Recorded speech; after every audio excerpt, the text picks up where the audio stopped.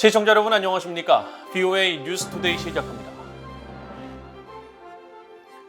미국의 한반도 전문가들은 한국 윤석열 정부 출범 이후 처음 열린 미한일 안보 수장 회동과 관련해 삼국 공조 강화를 위한 각국의 노력이 최고위급 수준에서 본격적으로 이뤄지고 있는 것이라며 긍정적으로 평가했습니다. 미국은 북한, 중국의 위협에 대응해 한국, 일본에 대한 확장 억지 실행력을 강화할 수 있다고 내다봤습니다. 첫 소식 이조은 기자가 보도합니다. 하와이 호놀룰루 인도태평양 사령부에서 만난 제이크 설리번 미국 국가안보보좌관과 김성한 한국 대통령실 국가안보실장, 아키바 다케오 일본 국가안전보장국장은 북한과 타이완 해협 문제 등을 논의했습니다. 백악관은 이날 성명을 통해 이번 회동에서 새 안보수장들은 타이완 해협의 평화와 안정에 대한 공동의 약속에 대해 논의하고 북한의 계속되는 탄도미사일과 대량살상무기 프로그램 개발, 그리고 러시아의 우크라이나 침공을 규탄했다고 밝혔습니다. 워싱턴 민간연구소인 미국 외교협회의 스콧 스나이더 미한정책국장은 이번 회동의 핵심은 한반도와 인도태평양 안보라는 이중 목적을 위해 삼국 협력이 최고위급 수준에서 지원되고 있다는 것이라고 평가했습니다. 그러면서 바이든 행정부는 다양한 기능적 영역에 걸쳐 미한일 삼국 공조가 작동할 수 있게 하는 것을 최고위급 수준에서 우선시하고 있는 것이 분명하다며 이런 움직임은 더 활발해질 것이고 그것은 결국 미한, 미일, 그리고 한일 양국 관계 강화에도 긍정적인 영향을 미칠 것으로 기대한다고 밝혔습니다. 데이빗 맥스웰 민주주의 수호재단 선임연구원은 이번 회동이 한국 윤석열 정부 출범 이후 처음 열린 데 주목했습니다. 북한의 7차 핵실험 가능성이 거듭 제기되고 있는 가운데 열린 이번 회동은 북한 위협에 맞서 미한일 3국이 강한 유대를 보여줬다는 점에서 의의가 있으며 특히 김성한 국가안보실장이 북한의 7차 핵실험이 있을 경우 강력한 대응을 경고한 것을 주목해야 한다는 겁니다. If there is a nuclear test, what the three countries must demonstrate to Kim Jong-un is that his political warfare, blackmail diplomacy, and war-fighting strategies cannot be successful. That there is going to be a united defense against any kind of North Korean hostilities. 전문가들은 이번 회동을 계기로 미국의 영내 확장 억지 공약 실행이 더 구체화할 수 있다는 전망과 함께 북한은 물론 중국의 위협에 대응하기 위한 미한일 3국의 안보 공조도 더욱 강화될 것이라고 분석했습니다. 켄고스 해군분석센터 적성국 분석 담당 국장은 미한일 3국이 중국의 위협에 대응하기 위해 군사적으로는 미사일 방어 분야에서 협력하는 것이 중요하다고 말했습니다. I think the big thing would be something in the range or in the realm of missile defense. That would be one thing that they would say militarily that they could do, coordinating, sharing of intelligence, developing of systems and sensors that enhances our ability to deal not only with the North Korean threat but also the Chinese missile threat. 켄고스 국장은 이어 미한일 3국은 정보 공유를 위한 공조를 늘리고 북한뿐만 아니라 중국의 위협을 다루는 역량 개선을 위한 시스템 등에 대한 개발 공조를 확대할 수 있다고 덧붙였습니다. VOA 뉴스 이존입니다. 위성사진을 통해 북한 동창리 서해 위성발사장 발사대에서 초목이 소멸된 흔적이 발견된 것은 대형 로켓 엔진 연소 시험을 했기 때문일 수 있으며 대륙간 탄도미사일, ICBM 등을 위한 사전 준비 가능성이 있다고 미국의 미사일 전문가들이 밝혔습니다. 미국의 미사일 전문가인 제프리 루이스 미들베리 국제학연구소 제임스 마틴 비확산센터 국장은 발사대 인근 초목이 소멸된 것은 대형 액체연료 엔진 시험 때 나오는 화염과 연료, 화학물질에 노출된 결과로 볼 수 있다며 북한이 지난 3월 실패한 액체연료 기반의 신형 화성 17형 ICBM의 재발사를 준비하는 사전 성격일 가능성이 있다고 평가했습니다. 미사일 전문가인 반벤디펜 전 국무부 국제안보 비확산 담당 수석 부차관보도 이번 실험은 액체 기반 연료 시험을 위한 것일 가능성이 크다며 북한이 도발적인 미사일 개발 목적을 숨기기 위해 위성 발사장으로 분류된 동창리에서 군사적 목적의 실험을 계속 이어나가는 것일 수 있다고 분석했습니다. 앞서 미국의 북한 전문 매체 NK뉴스는 2일 위성사진 분석을 통해 북한이 미한 연합훈련인 을지 프리덤 실드가 진행 중이던 지난달 28일부터 31일까지 서해 위성발사장 발사대 부근에서 나무가 죽거나 소멸된 흔적이 발견됐다면서 액체 연료 기반 로켓 엔진을 시험한 것으로 보인다고 보도했습니다. 핵무기 탑재가 가능한 미국의 핵추진 항공모함이 이달 말 한국에 입항하는 것으로 알려졌습니다.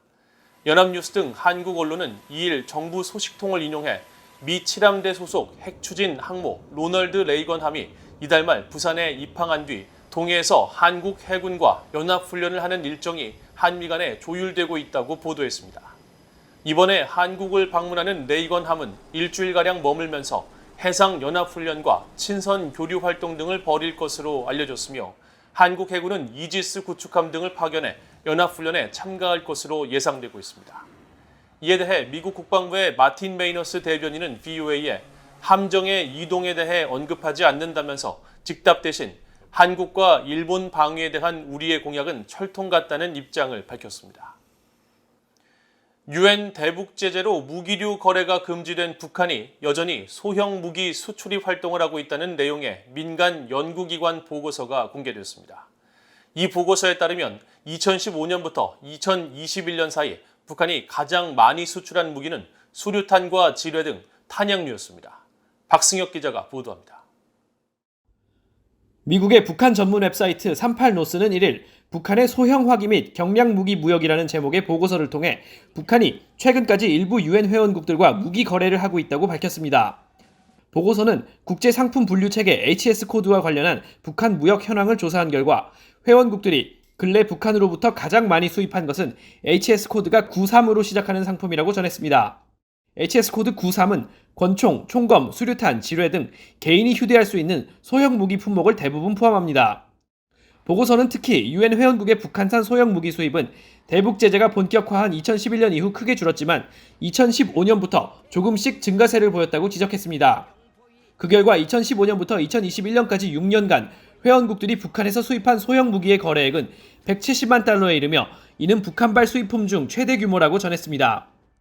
이 가운데 아프리카 니제르와 중남미 엘살바도르, 트리니다드 토바고 등은 이 기간 북한으로부터 13만 6,234달러 규모의 소형 무기를 수입한 것으로 나타났습니다. 엘살바도르의 경우 주로 폭탄, 수류탄, 어뢰, 지뢰 등을 수입했고 니제르와 트리니다드 토바고는 권총, 공기총, 가스총 등을 주로 수입했습니다. 이는 대북 제재 위반일 뿐 아니라 특히 정세가 불안하고 살인사건이 많은 나라에서 북한산 무기를 수입한다는 점에서 우려스럽다고 보고서는 지적했습니다. Sanctions may be having an impact in limiting North Korean trade in small arms and light weapons. Therefore, it is limiting the revenue that North Korea could expect from such type of trade. At the same time, as UN member state may need to watch more for the North Korean effort to, move this trade around, also go underground. 한편 북한으로 소형 무기를 수출한 국가는 2015년 이후 필리핀과 키프로스 두 나라뿐이며 규모는 88,729달러에 이릅니다.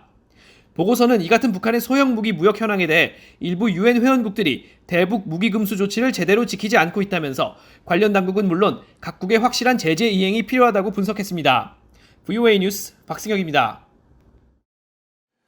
서울 유엔 인권 최고대표 사무소는 엘리자베스 살몬 유엔 북한 인권 특별 보고관은 유엔 인권이사회 회원국들의 결의안 채택을 통해 임명된 것으로 모든 특별 절차 위임 권한 수행자들은 독립적인 유엔 인권 전문가라며 북한의 비난을 일축했습니다. 서울 유엔 인권 최고대표 사무소는 2일 북한 외무성 대변인의 엘리자베스 살몬 유엔 북한 인권 특별 보고관 비난과 관련한 VOA의 논평 요청에 이같이 밝히면서 유엔 인권이사회 결의문을 인용해 위임 권한 수행자 임명은 전문성과 독립성, 공정성, 개인적 진정성, 객관성에 기초하며 이는 유엔 회원국들의 국제 인권 이행 의무를 지원하는 필수적인 체계라고 강조했습니다. 그러면서 유엔 인권 최고대표 사무소는 북한 정부의 입장을 잘 알고 있다면서 북한 인권특별보고관과의 관여는 북한의 인권 상황 개선에 진전을 이룰 기회를 열 것이라고 밝혔습니다. 엘리자베스 살몬 유엔 북한 인권특별보고관도 이날 서울에서 열린 기자회견에서 북한 정부의 이런 비난에도 불구하고 북한 주민들의 삶과 인권이 달린 문제이기 때문에 협력 노력을 절대로 포기해서는 안 된다고 말했습니다. 앞서 북한 외무성 대변인은 2일 조선중앙통신 기자와 나눈 질의응답에서 방한 중인 엘리자베스 살몬 북한 인권특별보고관을 향해 미국의 꼭두각시가 국권을 침해하는 망발을 늘어놓는다며 비난했습니다.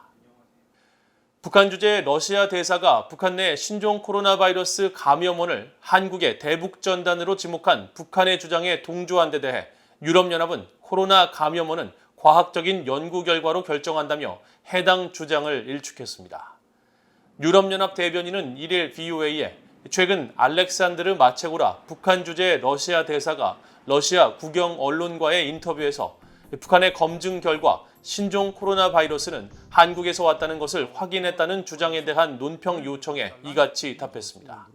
그러면서 유럽연합은 신종 코로나 바이러스 기원에 대한 입장을 팬데믹 발생 이래 동일하게 유지하고 있으며 야생동물에 있던 바이러스가 사람에게 전파했을 가능성을 가장 높게 보고 있다면서 매개물을 통한 감염 가능성이 거의 없다고 밝힌 세계보건기구의 관련 연구 결과에 주목하고 있다고 강조해 한국의 민간단체의 대북전단이 북한 내 신종 코로나 바이러스의 발생 원인이라는 주장에 신빙성이 없음을 시사했습니다. 이상으로 VOA 뉴스투데이를 모두 마칩니다. 시청해주신 여러분 고맙습니다.